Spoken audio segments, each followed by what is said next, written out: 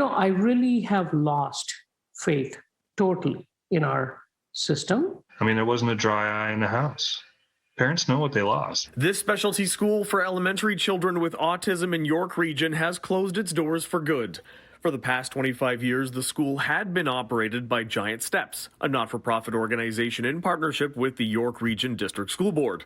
But back in January of 2020, the board announced its plan to end that partnership, sparking an outcry from the community. We could not stop the decision from happening on June 30th. The program ended.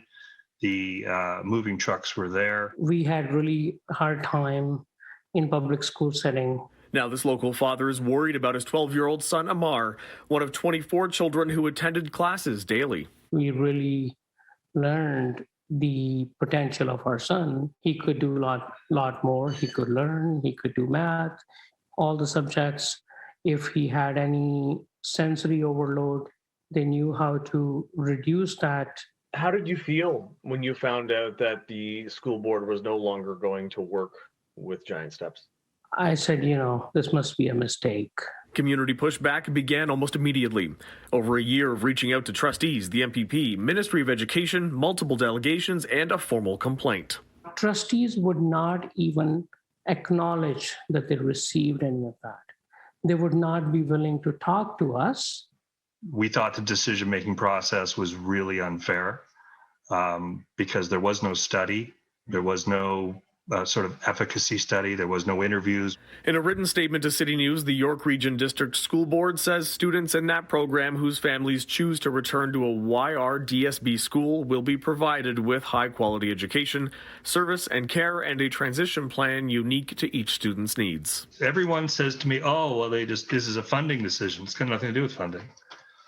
It will cost, and this is admitted by the director, it's on record, it will cost more to accommodate those 24 kids in typical York Region programming. It will cost more. This was never a decision about money. This was a decision about essentially philosophy and the fact that we do the same thing for every kid. It's not fair. Some kids get Giant Steps, some kids don't.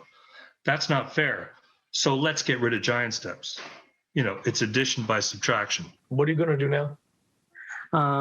We will try for a little bit in the school that he's going to. Now, Giant Steps won't completely disappear. They have secured rental space, no longer in partnership with the board. It won't be the same program, which was unique and exceptional.